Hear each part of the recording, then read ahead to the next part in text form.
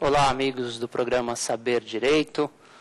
Meu nome é Fernando Augusto Martins Canhada, sou advogado e professor de Direito Administrativo e Tributário em São Paulo. E o curso dessa semana está tratando sobre questões polêmicas e práticas de direito tributário. Nós já falamos na primeira aula sobre o imposto sobre a renda, na segunda sobre contribuições, na última aula tratamos do ICMS e hoje nós vamos ver uma questão muito polêmica em matéria de direito tributário, concernente aos prazos de decadência e prescrição para a cobrança de débitos tributários. Das discussões mais acaloradas, aí, tanto em relação à doutrina quanto na jurisprudência. E se vocês tiverem qualquer dúvida, qualquer sugestão, comentários, críticas sobre o programa, não deixem de mandar seus e-mails para saberdireito@stf.jus.br.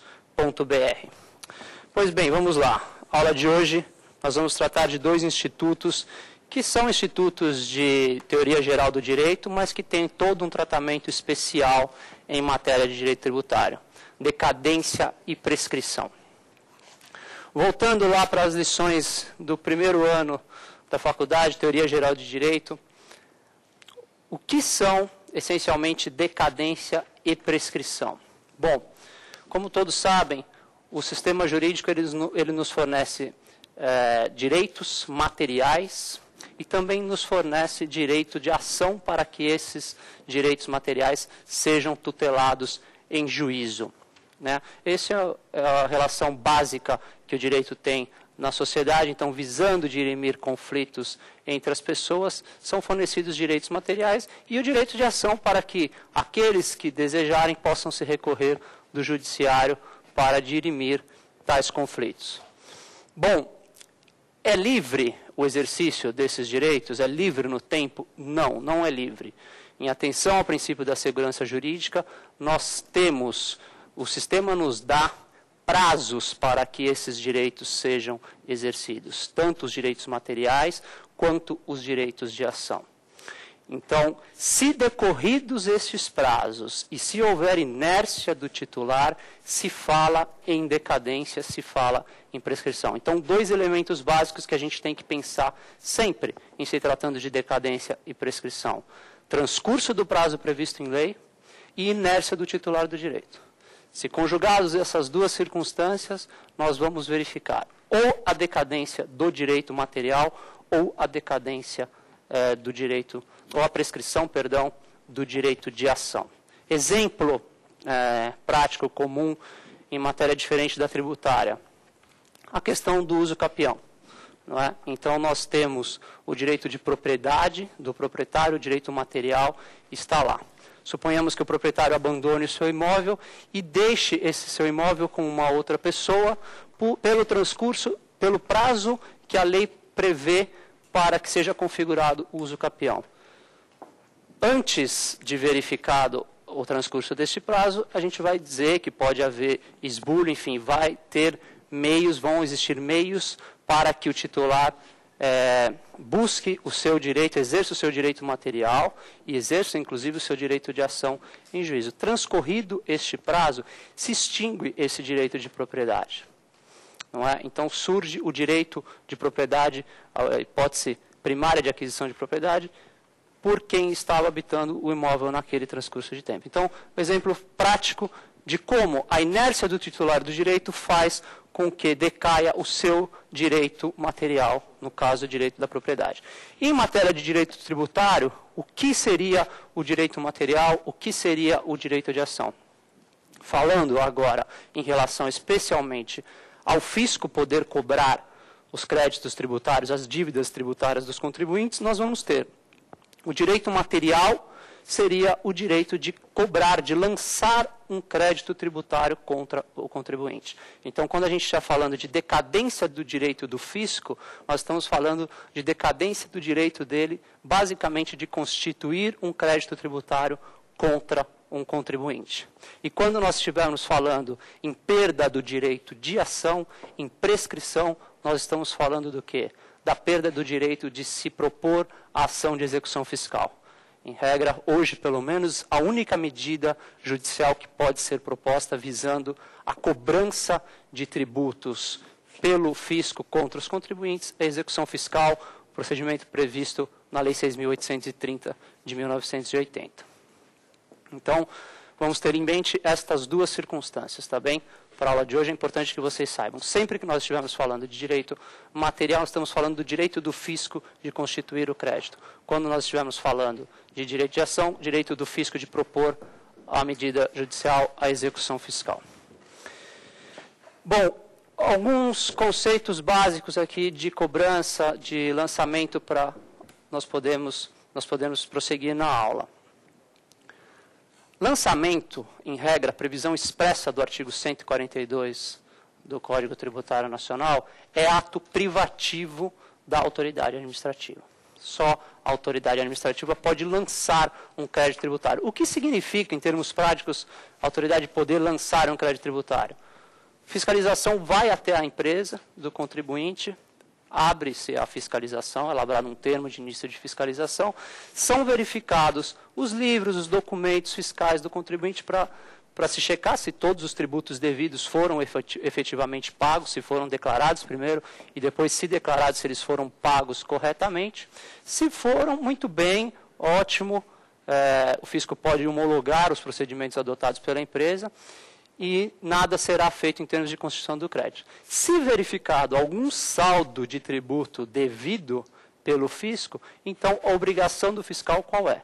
Se lavrar o lançamento. Neste momento, ele edita um ato administrativo que tem natureza dúplice. Tanto de se lançar o crédito tributário devido, então aquele valor de tributo que o contribuinte deveria ter declarado e não declarou, ele vai constituir na hora ali do ato de lançamento, como o valor das multas devidas. Nós sabemos que multa não é tributo, mas nesse mesmo ato administrativo é lavrado tanto o lançamento do crédito quanto o lançamento da multa. Geralmente se chama auto de infração, enfim, cada fisco tem o seu nome, tem o seu procedimento, mas é um ato administrativo de constituição do crédito tributário e das eventuais multas incidentes. Então, é assim que funciona na prática, só dessa forma? Não. Existem hoje muitos tributos, para não dizer a grande maioria, em que os contribuintes antecipam o valor devido, eles fazem os seus cálculos, eles fazem as suas declarações, dizem ao fisco, por meio, por exemplo, de uma DCTF, de uma guia de ICMS, no caso de pessoas físicas, a nossa declaração de ajuste anual, nós estamos dizendo para o fisco quanto que nós devemos, quanto que nós achamos devido. E o fisco, ele pode ou não homologar essas declarações, estes cálculos.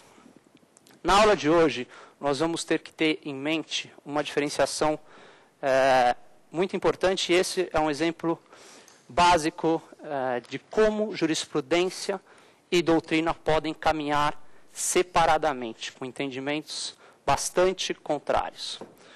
Nós vamos primeiro falar dos entendimentos da doutrina, para depois dizer como o STJ especialmente trata esta matéria. Tá bem? Então, pensem primeiro com a cabeça dos doutrinadores, da melhor doutrina do Brasil, que é unânime em um sentido, e depois nós vamos entender por que o STJ não aceita e como ele trata. Especialmente, eu estou falando dos casos em que o contribuinte antecipa estes tributos, são aqueles chamados tributos sujeitos ao lançamento por homologação, isto é o caso do contribuinte que declara o quanto ele entende devido, não paga, e nesse caso o fisco não lança o crédito tributário. Ele considera que aquela declaração já é suficiente para a constituição do crédito. E o STJ corrobora este entendimento e prossegue a cobrança sem lavrar uma autuação, sem constituir o crédito tributário por meio do lançamento. A doutrina não aceita, grande parte da doutrina não aceita, mas o STJ tem isso como pacífico já há muitos anos. Então é importante que a gente tenha em mente essa diferenciação entre doutrina e jurisprudência. Pois bem, mais uma vez, vamos para a Constituição para começar o estudo do direito positivo aqui em matéria de decadência e prescrição, não é diferente. Artigo 146, inciso 3º, a linha B da Constituição. Cabe à lei complementar. 3. Estabelecer normas gerais em matéria de legislação tributária, especialmente sobre B. Obrigação, lançamento, crédito, prescrição e decadência tributários. Pessoal, tenham isso como uma regra muito importante em relação a essa matéria. Só lei complementar pode estabelecer normas gerais, inclusive sobre decadência e prescrição em matéria tributária. Tá bem? Então, discussões como, por exemplo, a influência das novas regras do Código Civil em matéria tributária. Código Civil, lei formalmente ordinária, não pode trazer qualquer inovação em matéria tributária que não esteja prevista já na lei complementar. No caso, nós dissemos para vocês, algumas vezes nas aulas dessa semana, de que lei complementar nós estamos falando. Que lei é essa que veicula normas gerais em matéria tributária? O Código Tributário Nacional. É a lei que, embora formalmente ordinária, foi recepcionada pela Constituição de 88 com força de lei complementar. Então, esta é a lei que traz hoje todas as normas gerais em relação à decadência e prescrição em matéria tributária. Vamos para ela, vamos para o CTN, artigo 173. Peço que vocês abram, é o artigo mais importante, pelo menos o que nos traz algumas previsões gerais em relação à matéria, que prevê assim: o direito de a fazenda pública constituir o crédito tributário extingue-se após 5 anos contados. Então vamos lá. Regra geral. Extinção pela decadência, 5 anos contados. 3 formas diferentes de se contar esse prazo, na verdade, 3 formas diferentes sobre o termo inicial. Inciso 1º, do primeiro dia do exercício seguinte àquele em que o lançamento poderia ter sido efetuado. Então, vamos para um exemplo bem simples. IPTU. Nós recebemos em nossa casa o carnê todo ano do IPTU. É o típico lançamento de ofício, o IPTU. Nós não sabemos quanto nós vamos pagar até que o fisco nos mande o carnê dizendo quanto é o IPTU do nosso imóvel para aquele ano, certo? Pelo menos na grande parte dos municípios é assim que funciona. Quando ocorreu o fato gerador do IPTU? Também, normalmente, no primeiro dia do ano em que eu sou proprietário de um imóvel, ocorre o fato gerador. Então, geralmente, 1º de janeiro do ano, eu tenho um imóvel em meu nome, está ocorrido o fato gerador do IPTU para mim. Eu estou já devedor, eu tenho uma obrigação com relação ao fisco municipal de pagar o IPTU. O 173 fala em primeiro dia do exercício seguinte ao que o lançamento poderia ter sido efetuado.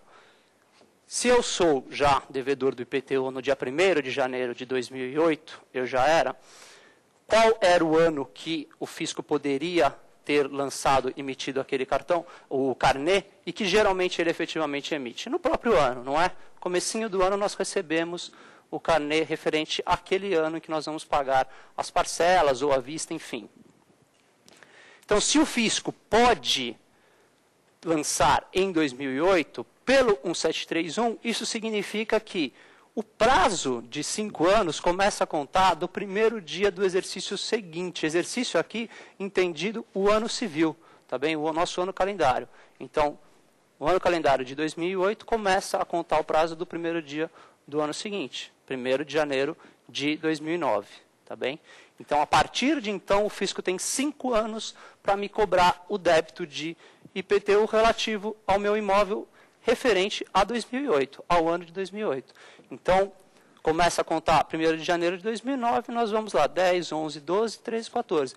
1º de janeiro de 2014, vai ser extinto o direito do fisco de me cobrar o IPTU relativo a 2008, tá bom? É simples dessa forma, a contagem não traz nenhuma discussão quando nós estamos falando de lançamento de ofício, tá bem? É um exemplo que eu trago bastante simples para vocês entenderem o conceito. O conceito genérico é este, tá bem? Do 173, inciso 1º.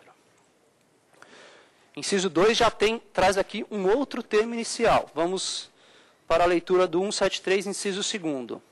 Contados, então, termo inicial. Da data em que se tornar definitiva a decisão que houver anulado por vício formal o lançamento anteriormente efetuado. Então, o 2 está tratando de uma outra hipótese. Já teve um lançamento, tá bem? Já teve uma cobrança de IPTU lá atrás, e por algum motivo, qualquer que seja o motivo, de vício formal, tá bem? O cálculo estava errado, a pessoa estava errado, o valor estava errado, o imóvel estava errado, enfim, no caso do IPTU, este lançamento foi anulado. Aí começa a contar da decisão que anulou os 5 anos pelo 173.2, tá bem? É uma hipótese bastante específica, mas que está prevista. Quando o fisco anula por vício formal, se reabre o prazo para novo lançamento, tá bem? É essa previsão, basicamente, que traz o 173, inciso 2. E o parágrafo único traz uma outra hipótese ainda. Ele diz assim: o direito a que se refere este artigo extingue-se definitivamente com o decurso do prazo nele previsto, contado da data em que tenha sido iniciada a constituição do crédito tributário pela notificação ao sujeito passivo de qualquer medida preparatória indispensável ao lançamento. Traduzindo, pessoal, eu dei o exemplo para vocês do fiscal que vai à empresa, verifica os documentos, verifica as declarações e constata que ali estava faltando algum tributo, havia um débito tributário que não tinha sido, por exemplo, declarado pelo contribuinte. Neste caso, geralmente, se lavra um termo de início de fiscalização, como eu falei para vocês. A única forma que eu, particularmente, leio este parágrafo único, se nós formos ler literalmente, pode nos dar a impressão errada de que, enquanto o fisco não lavra esse termo de início de fiscalização, essa medida preparatória do lançamento, como diz o parágrafo único, não está correndo prazo nenhum contra ele.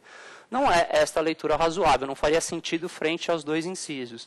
Então, a leitura que se faz, e que eu acho, pelo menos que seja do meu conhecimento, ninguém contesta, é a seguinte: se este termo preparatório do lançamento, se o termo de início de fiscalização for lavrado no próprio ano em que ocorrido o fato gerador, então, no meu exemplo do IPTU, no próprio ano de 2008, vem um fiscal à minha empresa, aí não seria o caso de IPTU, mas enfim, vamos pensar num outro tributo qualquer, no caso do ICMS, eu fiz uma operação de circulação de mercadorias em 2008, em julho de 2008, e vem um fiscal na minha empresa em outubro de 2008. Veio agora.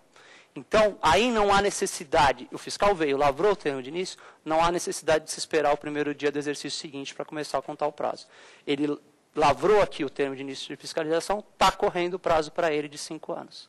Tá bem? Então, é a única forma que nós temos de ler corretamente esse parágrafo único, é neste caso, da fiscalização começar no próprio ano em que ocorrido o fato gerador. Então, nesse caso, não se necessita esperar o primeiro dia do exercício seguinte, começa a contar o prazo do termo de início de fiscalização. Tá bem? Então, temos aí 3 termos iniciais previstos no 173 primeiro. Até aí tudo bem. Não há muita discussão jurisprudencial, não há muita divergência na doutrina. O problema começa a aparecer quando nós vamos ler o artigo 150, parágrafo 4º do CTN. O 150, parágrafo 4º, ele está falando justamente dos tributos sujeitos ao lançamento por homologação. E hoje, a grande maioria dos tributos é sujeita ao lançamento por homologação. O que significa? Significa que o contribuinte antecipa o valor que ele considera devido e ele antecipa também o pagamento. Então, exemplo simples. A sua empresa prestou um serviço, emitiu uma fatura, né, de prestação de serviços em relação a um serviço prestado, por exemplo, em outubro de 2008. Então, está faturado, mas de acordo com o que o contribuinte entende devido. Então, ele calcula o valor do débito, ele diz qual foi o valor do serviço, ele calcula o valor do ISS e ele antecipa o pagamento. Geralmente, os municípios preveem que o ISS é pago no entre o quinto e o 10º dia do mês seguinte ao do faturamento. Tá bem? Então, quando o contribuinte faz isso, ele está antecipando o valor que ele julga devido. E está se abrindo o prazo a partir daí para que o fisco vá fiscalizá-lo para dizer se ele está correto ou não. Hoje em dia, a grande maioria dos tributos, pelo menos dos impostos, se dá desta forma. Tá bem? Não há quase tributos como IPTU e como IPVA, talvez sejam as exceções aqui que nós temos de impostos e algumas taxas, em que o fisco é que nos diz quanto a gente deve. Hoje em dia, não. Pelo tamanho que o Estado está, pelo tamanho dos negócios que são hoje em dia feitos no Brasil todo, seria impossível exigir que o fisco nos fiscalizasse sem que nós fornecêssemos qualquer tipo de informação. Cada dia mais o contribuinte está fazendo, às vezes, do fisco, está facilitando, entre aspas, a vida do fisco. Vamos nós calcular o valor que nós consideramos devido e informar o fisco. Tá bem? Vamos fazer a nossa parte para que ele possa nos fiscalizar corretamente. Hoje em dia, com sistemas informatizados, enfim, a Receita, por exemplo, trabalha de forma totalmente informatizada. Então, estes são os tributos sujeitos ao lançamento por homologação. O contribuinte antecipa e se abre o prazo para a Fazenda. Esses tributos têm uma previsão de decadência específica, do 150, parágrafo 4º, que eu vou ler para vocês. Se a lei não fixar prazo à homologação, será ele de 5 anos a contar da ocorrência do fato gerador expirado. Vejam que é diferente já do 173, hein? Pela primeira vez nós estamos lendo aqui que o prazo de decadência começa a contar da ocorrência do fato gerador. Não tem mais aquela previsão do primeiro dia do exercício seguinte, e nem da notificação, nem da decisão que anula. Tá bem? Aqui está a regra de início do prazo de decadência do fato gerador. Expirado esse prazo sem que a Fazenda Pública se tenha pronunciado, considera-se homologado o lançamento e definitivamente extinto o crédito, salvo se comprovada a ocorrência de dolo, fraude ou simulação. Pessoal, problemas conceituais aqui, técnicos, que a maior parte da doutrina aponta em relação ao parágrafo 4º. Ela fala em homologação do lançamento. Houve, nesse caso, efetivo lançamento? Foi o contribuinte que disse quanto ele achava devido, foi ele que calculou, foi ele que entregou a declaração, foi ele que pagou. A administração pública fez alguma coisa? Não fez nada. Não houve lançamento. Pelo 142, lançamento é ato privativo da administração. É justamente aquele ato que ocorre quando a fiscalização vai à empresa e reputa ocorrido um fato que não havia sido declarado, ou então não havia sido pago, um débito que não havia sido pago. Pois bem, o CTN fala no 150, parágrafo 4º, de homologação de lançamento. Como nós interpretamos? Homologação do pagamento, tá bem? Então, quando nós lermos o 150, parágrafo 4º, vamos ler não a homologação do lançamento, mas a homologação do pagamento, da declaração do contribuinte e do pagamento. Tá? Então, o fisco tem, pelo 150, parágrafo 4º, 5 anos para homologar o pagamento, homologar a declaração que o contribuinte fez. Começaram a ler o 150, parágrafo 4º, e tentar dar uma explicação por que havia esta previsão junto com a do 173, inciso 1º. Como conjugar os dois? Como eu falei para vocês, a grande maioria dos tributos hoje não está mais sujeita ao lançamento de ofício. É tudo lançamento por declaração. Então, qual a utilidade do lançamento de ofício do 173, inciso 1º? Primeira utilidade, e que essa é pacífica, se há dolo, fraude ou simulação, vejam bem que o final do parágrafo 4º, ele diz: salvo se comprovada a ocorrência de dolo, fraude ou simulação. Então, se o contribuinte incorreu com dolo, com fraude ou simulação, então, primeira linha da doutrina, o prazo é aquele previsto do 173. Tá? Por que é o do 173? Um prazo mais benéfico para a Fazenda Pública.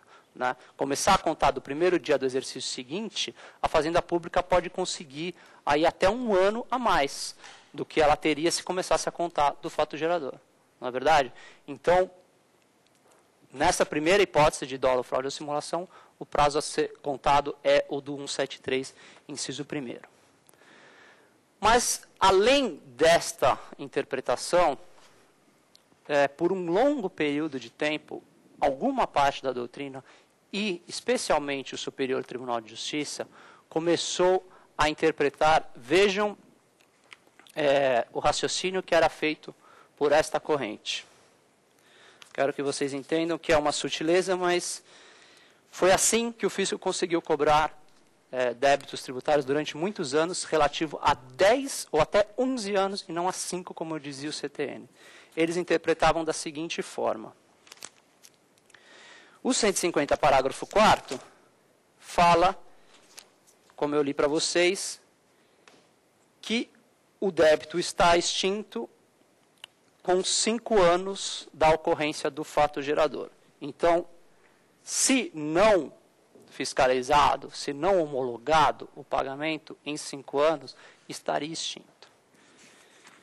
O 173, inciso 1º, diz assim: o direito de a Fazenda Pública constituir o crédito tributário extingue-se após 5 anos, contados do primeiro dia do exercício seguinte, àquele em que o lançamento poderia ter sido efetuado. Pois bem, como essa corrente doutrinária lia esses dois dispositivos em conjunto? Eles liam da seguinte forma: o lançamento poderia ter sido efetuado não só no primeiro dia do exercício seguinte ao que o fato gerador ocorreu, mas até o último dia do 5º ano, do 4º ano, perdão. Um dia antes de completar os 5 anos, até então poderia haver o lançamento, certo? Correto, tudo bem, poderia realmente haver o lançamento. Então, se é aí que extingue o crédito tributário, e seria este o termo previsto, termo inicial previsto pelo 173, eles somavam os prazos. Quer dizer, havia os 5 anos do fato gerador previsto no 150, parágrafo 4º, e havia, a partir do fim deste prazo, os mais 5 anos previstos pelo 173, inciso 1º. Ficou compreendido o raciocínio que eles faziam?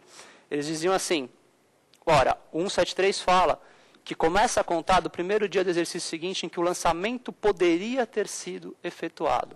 O lançamento poderia ter sido efetuado até o último dia dos 5 anos do 150, parágrafo 4º. Então, eu vou considerar os 5 anos do 150, parágrafo 4º, mais os 5 anos do 173.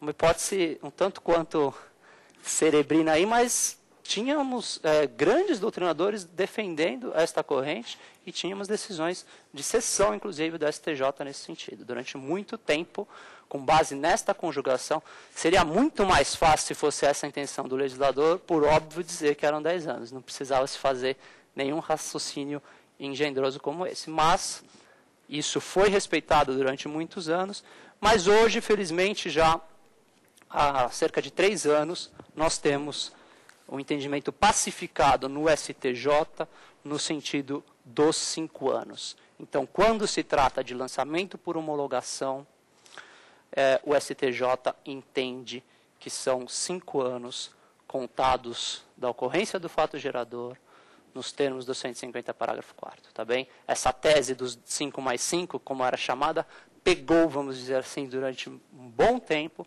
mas hoje em dia não é mais a que prevalece, tá bem? Hoje em dia nós temos a decisão de sessão. Eu posso dizer aqui para vocês, um dos acórdãos referentes ao tema é o recurso especial embargos de divergência no recurso especial 466779, em que foi relator o ministro Castro Meira, uma decisão de junho de 2005. Tá bem? Bom, hoje, então, em termos, a doutrina está caminhando junto com o STJ em relação a essa hipótese. Eu digo em termos pelo seguinte: como a doutrina aplica o 150 agora? Eles aplicam da seguinte forma: se houve declaração do contribuinte, então se o contribuinte fez a parte dele em declarar, mas ele pagou o débito apenas parcialmente, ele não pagou o débito integralmente, então, neste caso, tudo bem, se aplica o 150, parágrafo 4º. Tá bem? Então, este é o entendimento majoritário da doutrina hoje. Há alguns doutrinadores que prevêem um termo um termo inicial diferente. Eles dizem o seguinte: se, na verdade, houve apenas a declaração, independentemente de ter sido parcialmente pago o débito ou não, então, nesta hipótese, está correndo o prazo dos 150 do mesmo jeito. Aquela outra parte da doutrina que eu comentei com vocês, não. Eles dizem, se não houve pagamento nenhum, se houve a declaração, mas não houve pagamento nenhum, o contribuinte não fez a parte dele. O contribuinte ele só declarou, mas não pagou nada. Então, vale 173, inciso 1º. Se houve o pagamento, se não houve o pagamento parcial e se houve apenas a declaração, vale o prazo do 173. Se houve o pagamento parcial, vale o prazo do 150, parágrafo 4º. É esse o entendimento majoritário da doutrina hoje. Quando eu digo que é a parcial da doutrina, é porque ainda hoje existem alguns doutrinadores, eu cito aqui para vocês, por exemplo, Hugo de Brito Machado, José Souto-Maior Borges, eles entendem que basta o contribuinte declarar quanto ele entende devido, independente de pagar nada, ele pode não pagar nada, apenas declarar, ele já está fazendo a parte dele, e aí o prazo é o mais beneficiado para ele. Tem substância essa corrente? Tem, mesmo porque são doutrinadores muito respeitados, mas não é essa hoje a tese acatada pelo STJ. Tá bem? Então nós temos que ler com algum resguardo essa linha da doutrina, porque realmente ela não é recebida bem pela jurisprudência. Por que eu falei para vocês no começo da aula que nós temos que tomar cuidado com a diferença que faz a doutrina e a jurisprudência nessa matéria? Tudo isso é muito bem elaborado, tudo isso que nós falamos até agora faz muito sentido tecnicamente, teoricamente. Mas o STJ não está aplicando esta linha de raciocínio no caso dos tributos chamados débitos declarados e não pagos. E por quê? Porque eles dizem o seguinte: como eu falei para vocês, pelo 142, lançamento é ato privativo da administração. Mas o STJ não entende desta forma. Se o débito é declarado e não pago, eles entendem que o valor deste débito já está constituído. Não há necessidade de lançamento. Não há necessidade sequer de processo administrativo. Então temos que ter muito cuidado hoje com aquilo que nós informamos nas declarações, que muitas vezes são contadores que fazem as declarações da empresa, muitas vezes são outras pessoas que fazem a nossa própria declaração de imposto de renda de pessoa física. E se nós estamos declarando que devemos determinado valor a título de tributo, este valor já é considerado constituído pelo fisco. Tá bem? E, infelizmente, eu acho que de uma forma não acertada, o STJ corrobora essa linha de pensamento. E eles dizem, exatamente, se o contribuinte declarou, não sou eu que vou dizer que ele está errado. Ele que prova que ele está errado. Eu vou considerar como devido o valor declarado e não haverá, então, necessidade de processo administrativo, de lavratura de ato de lançamento, de nada disso. O débito é diretamente inscrito em dívida ativa e é ajuizada a execução fiscal. Depois, na próxima aula, nós vamos tratar um pouquinho mais no detalhe esse procedimento entre a declaração, a inscrição em dívida e o ajuizamento da execução. Mas é importante que vocês saibam que este é um entendimento já pacificado há muitos anos pelo STJ. Se o valor é declarado e não pago, não há necessidade de processo administrativo. E, neste caso, eles não vão acatar, então, o raciocínio de que está correndo prazos de decadência. Eles vão dizer o seguinte. Vamos ler o 174 do CTN. Vê o seguinte. A ação para a cobrança do crédito tributário prescreve em 5 anos contado da data da sua constituição definitiva. Então, aqui nós já estamos falando de prescrição do direito de ação do fisco, tá bem? Então, o fisco tem 5 anos para cobrar um crédito tributário e esses 5 anos, o termo inicial desses 5 anos, é a sua constituição definitiva. O STJ entende que esta constituição definitiva é no caso de débitos declarados e não pagos, a declaração. Na verdade, há até decisões mais recentes do STJ, eles não dizem nem que é a declaração, eles dizem que é o termo, a data do vencimento do tributo declarado. Então, apenas um exemplo, se você apresentou uma declaração da sua empresa, uma DCTF, em relação ao primeiro trimestre de um ano, o prazo para pagamento dos tributos ali declarados é o final de abril. Você apresenta a DCTF em abril e deve pagar os tributos relativos àquela DCTF até o final do mês de abril. Então, o STJ diz, ali está constituído definitivamente o crédito tributário. E, a partir dali, está correndo o prazo de prescrição para o ajuizamento da execução fiscal. Vamos ver em que medida este prazo ele é interrompido. É o que nos diz o parágrafo único, que diz assim: a prescrição se interrompe pelo despacho do juiz que ordenar a citação em execução fiscal. Então, muita atenção, diferente do que acontece no processo civil. No processo civil, como nós sabemos, não vale o despacho do juiz que autoriza. Vale, sim, pelo menos sempre foi assim, até a última reforma processual, mas o conceito foi sempre da citação válida, interrompendo a prescrição. Hoje em dia, o CTN, em matéria tributária, prevê especialmente que o despacho do juiz que ordena a citação em execução fiscal já é suficiente para interromper. O que significa dizer que o direito de ação do fisco está cumprido, está exercido quando o juiz determina a citação para uma execução fiscal. Tá bem? Então, quando vocês recebem uma execução fiscal, uma citação para uma execução fiscal, seja por meio de oficial de justiça, seja por meio de correio na casa de vocês, se isso acontecer um dia, saibam que o fisco ele já exerceu o seu direito de ação e mais do que isso, antes mesmo de vocês receberem essa citação, já estava interrompido o prazo prescricional. Quer dizer, não há mais que se falar em prescrição ou que esse débito caducou. Se ele fez essa execução fiscal dentro do prazo de 5 anos contados, aí, no caso, né, de débitos declarados e não pagos da declaração, ele está dentro do prazo.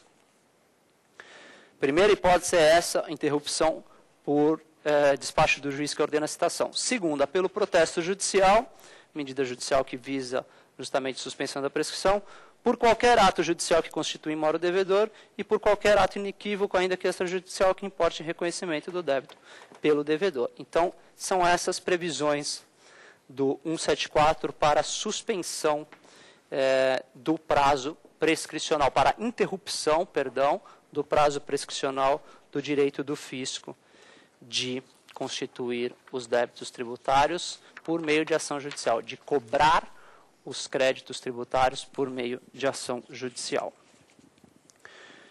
Pessoal, termos iniciais para a prescrição, eu falei para vocês desta corrente do STJ, que hoje entende dessa forma quando se trata de débito declarado e não pago, mas vamos pelo menos ver qual a hipótese genérica prevista pelo CTN, independente de divergências na interpretação jurisprudencial. Se não ocorridas quaisquer das hipóteses do 145, eu vou ler para você quais são, qual seria o termo inicial da contagem? Quando que vai ser considerada a constituição definitiva do crédito? Vai ser a notificação do lançamento, tá bem? O lançamento, aquele ato administrativo do fiscal que foi lá e constituiu a empresa em débito. No momento em que o representante legal da empresa recebe esta notificação, se não houver defesa administrativa, isso é importante, porque quando há defesa administrativa, aí nós estamos falando de uma hipótese de suspensão da prescrição, suspensão da exigibilidade do crédito tributário e, portanto, da prescrição, que está prevista no 151 do CTN. Então, se não houver defesa, você considera já correndo o prazo de 5 anos a partir da data da notificação, a não ser que haja alteração em relação a uma das hipóteses do 145, que tratam de impugnação do sujeito passivo, justamente a defesa administrativa, recurso de ofício do próprio fisco, iniciativa de ofício da autoridade administrativa nos casos previstos no 149. Os casos do 149 são basicamente casos de erro incorridos pela autoridade administrativa ou, por vezes, levadas a erro por informações equivocadas do contribuinte. Então, quando há estas retificações do lançamento, não se fala em constituição definitiva do crédito. Então, portanto, não se fala em início do prazo prescricional. Tá bem? Vocês têm alguma dúvida até aqui em relação a essa matéria? Sei que é muita informação e muita informação diferente. Vamos sistematizar um pouquinho nesse ponto. O que nós vimos até agora? O que a doutrina diz? A doutrina diz prazo de 5 anos quando há declaração e pagamento parcial a contar do fato gerador, pelo 150, parágrafo 4º, tá bem? E o prazo de 5 anos de decadência a contar do primeiro dia do exercício seguinte ao que o lançamento poderia ter sido efetuado, nos casos de dolo, fraude ou simulação, ou nos casos de declaração, mas sem pagamento algum. Isso é o que a doutrina nos diz. O STJ hoje vai dizer, na verdade, este prazo, quando há declaração e não há pagamento algum, não é de decadência, é de prescrição. Então, o prazo começa a contar da declaração ou do vencimento do tributo, que geralmente é muito próximo, coisa de 1, 2 meses da declaração, mas se começa a contar dali, não há necessidade de lançamento. Tá bem? São esses os 3 prazos que a gente tem que ter em mente, e principalmente para quem está estudando para concurso, decadência e prescrição, justamente por ser uma matéria difícil, uma matéria controversa, é algo que sempre cai, sempre cai. Sabendo-se essas regras básicas, as divergências jurisprudenciais e as divergências da doutrina, não é muito complicado. Sabendo-se essas regras, grande parte das questões de direito tributário, especialmente exames da OAB, exames de concurso, estão respondidas porque é uma questão recorrente e é uma questão importante para nós, inclusive particulares, sabermos qual o prazo que o fisco tem para nos cobrar de débitos tributários. Então, tudo bem até aqui, não temos dúvidas, vamos prosseguir. Só complementando, qual é a influência que também tem a questão da ocorrência dos prazos? Peguem aí, se possível, abram o CTN no artigo 195. O artigo 195, no parágrafo único, diz o seguinte: os livros obrigatórios de escrituração comercial e fiscal e os comprovantes dos lançamentos neles efetuados serão conservados até que ocorra a prescrição dos créditos tributários decorrentes das operações a que se refiram. Então, é muito comum, às vezes, a pessoa que tem uma empresa querer saber, ou a gente como advogado ser consultado no sentido, doutor, quanto tempo eu preciso guardar os meus livros fiscais, os documentos da minha empresa? Por quanto tempo? A resposta está aqui, no 195, parágrafo único. Pelo tempo de prescrição. Tá bem? Durante o prazo de prescrição que nós vimos aqui, é de 5 anos, você tem que guardar, porque é direito, e na verdade é dever da fiscalização, te fiscalizar durante esse prazo. Transcorrido esse prazo, está extinto o direito dela de fiscalização, está extinto o direito de cobrar, então não há mais necessidade. O princípio básico é esse. Mas durante esse tempo, nós temos que guardar. E não só declarações de empresas, tá bem? Nós também, os tributos relativos às nossas atividades como pessoas físicas. Então, IPTU a mesma coisa, declaração de imposto de renda de pessoa física a mesma coisa. Temos que ter guardados nossos documentos, não só as declarações, mas os documentos que instruem, comprovantes de despesa, sempre pelo prazo prescricional de 5 anos. Tá bem? Isso é uma regra importante que nós temos que saber, porque se não guardarmos, se houver uma fiscalização, estamos sujeitos a medidas, por exemplo, como a medida de arbitramento, que o fisco é obrigado a fazer. Você não tem como comprovar o quanto você efetivamente oferiu, o quanto a tua empresa teve de renda, o fisco vai estabelecer medidas para arbitrar, para estimar aquele valor. E, por vezes, isso pode ser danoso ao contribuinte. Pode ser que você tenha tido muito menos renda do que aquilo que está sendo arbitrado e você não vai ter condições de comprovar. E era dever seu ter guardado aqueles livros durante aquele período de tempo. Tá bem? Ficou claro? Isso é uma consequência prática importante relativa à matéria que traz implicações práticas para praticamente todos nós. Tem uma outra modalidade de prescrição que é importante vocês conhecerem. a chamada prescrição intercorrente.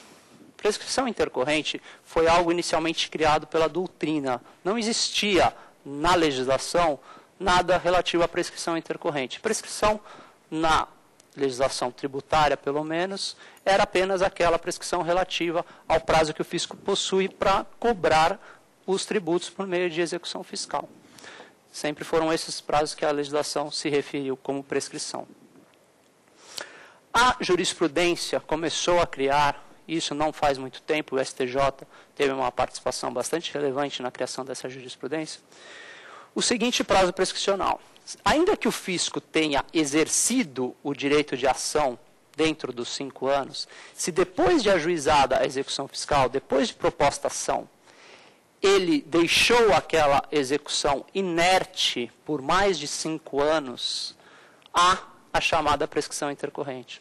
Quer dizer, ele deixou parado, vamos supor, tentou citar, o executado não conseguiu, ou tentou penhorar bens do executado e não conseguiu, aquele processo foi para um arquivo provisório e por lá ficou por mais de 5 anos, sem que ele tenha dado qualquer impulso. Então o STJ começou a julgar estas ações prescritas pela prescrição intercorrente, dizendo não há um interesse do fisco de prosseguir, como se ele tivesse perdido o interesse de agir nesses casos. Tá bem? Então, tudo bem, exerceu lá o primeiro direito de ação, mas depois não manifestou mais o interesse em continuar agindo, em continuar mantendo a ação em curso. Então, está reconhecida a prescrição intercorrente. Isso começou, parece estranho para quem não trabalha na área, nossa, mas 5 anos, é possível que o processo fique parado 5 anos? Que o processo fique arquivado sem nenhuma manifestação? Sim, é possível e foi muito comum durante muito tempo. A administração tributária, os procuradores, muitas vezes não têm aparelho suficiente para manter os processos em andamento todos e acabam deixando, ou os menos valiosos, ou enfim, sem nenhum critério, acaba passando processos tributários que ficam parados por mais de 5 anos. E começou a dar prescrição intercorrente na jurisprudência, principalmente no STJ. Aqui um exemplo bacana de como a jurisprudência acaba mexendo, acaba interferindo nas leis, na positivação do direito. Depois de consolidada esta jurisprudência, foram alterados tanto o CTN quanto a Lei de Execução Fiscal. Então, só para que vocês saibam, havia a súmula 314 do STJ, que dizia o seguinte: em execução fiscal, não localizados bens penhoráveis, suspende-se o processo por 1 ano, fim do qual se inicia o prazo da prescrição quinquenal intercorrente. Então, na verdade, na forma com que ficou simulado, o entendimento do STJ, se aguardava 1 ano o processo no arquivo. Mantida a inércia da fiscalização, a partir desse 1 ano começava o prazo de 5 anos. E se transcorrido esse prazo de 5 anos, então se dava por prescrito o direito de cobrança do fisco. Essa era a súmula do STJ, jurisprudência absolutamente pacífica, que veio a ser positivada, como eu falei, e hoje nós temos a seguinte previsão na Lei de Execuções Fiscais, a Lei 6.830 de 1980, que diz assim: se da decisão que ordenar o arquivamento tiver decorrido o prazo prescricional, o juiz, depois de ouvida a Fazenda Pública, poderá, de ofício, reconhecer a prescrição intercorrente e decretá-la de imediato. Inclusive, a lei trouxe um elemento novo que não estava na súmula, ou seja, o de ofício pode haver a decretação da prescrição. Tá bem? Então, não há necessidade sequer do contribuinte alegar. Qual o princípio aqui, qual o conceito que está envolvido? É dar realmente uma limpada nos processos do fórum, né, dar uma agilizada, dar uma diminuída nos processos do fórum. Se o fisco não está demonstrando interesse na cobrança daqueles tributos, ok, passou 5 anos arquivado, vamos lá, vão ser os autos incinerados, vamos acabar com esses processos por conta da prescrição.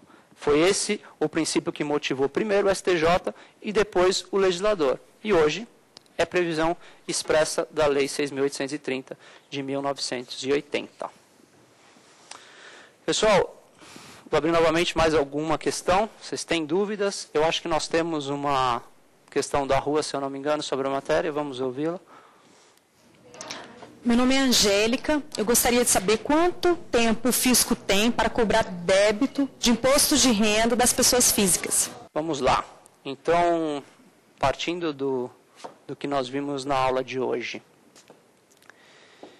Imposto de renda de pessoa física, eu comentei com vocês, é um típico tributo sujeito ao lançamento por homologação. Somos nós que preenchemos a nossa declaração, somos nós que dizemos ao fisco o quanto nós consideramos devido a título de imposto de renda, somos nós que antecipamos o pagamento. Inclusive, muitas vezes na fonte tem pagamento que é por carnê-leão, enfim.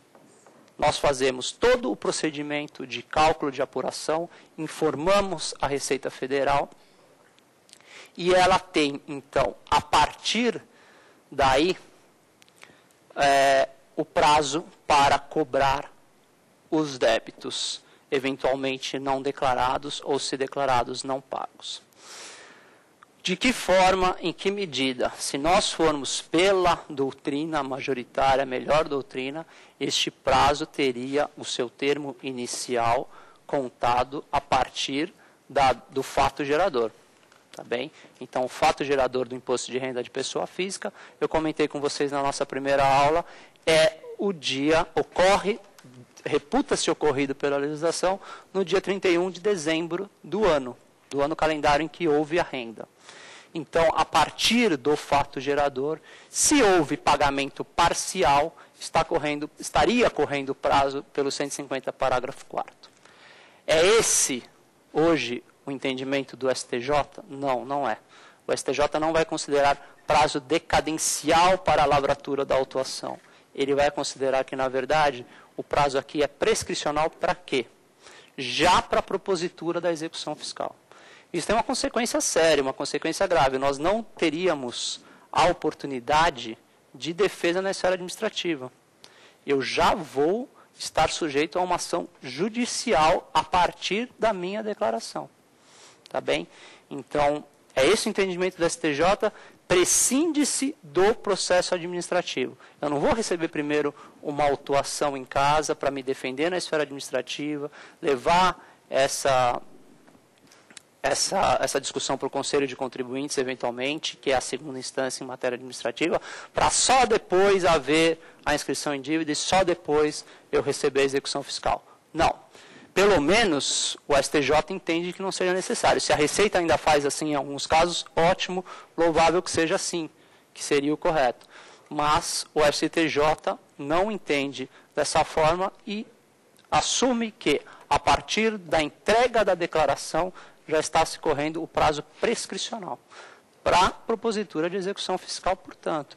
E na execução fiscal vão ser exercidos todos os meios aí coercitivos que o fisco possui para a cobrança de débitos. Não é? Então, penhora-se, tentativas de penhora, oficial de justiça batendo na porta do contribuinte, tentativa de penhora online, enfim, tudo isso sem que tenha havido antes um prévio processo administrativo. Então, pessoal, na verdade, são questões polêmicas, como eu falei para vocês. Essa matéria é um grande exemplo de como jurisprudência e doutrina podem caminhar em sentidos contrários.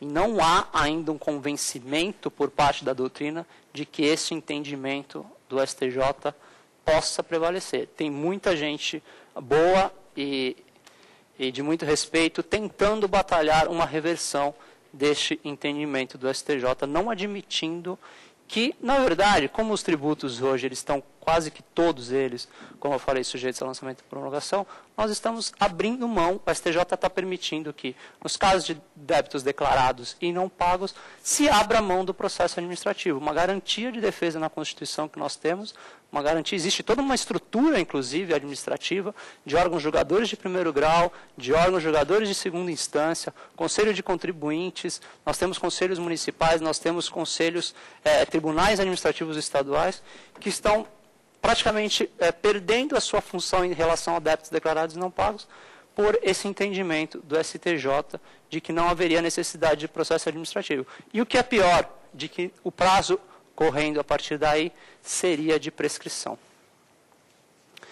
Então, feitas essas considerações, gostaria de agradecer a atenção de todos em mais essa aula. Hoje nós falamos de questões polêmicas relativas a decadência e prescrição em matéria tributária. Muito obrigado pela atenção de todos aqui no estúdio, em casa. Lembre-se que quaisquer dúvidas, quaisquer comentários, por favor, enviem para saberdireito@stf.jus.br. Muito obrigado a todos e até a nossa última aula.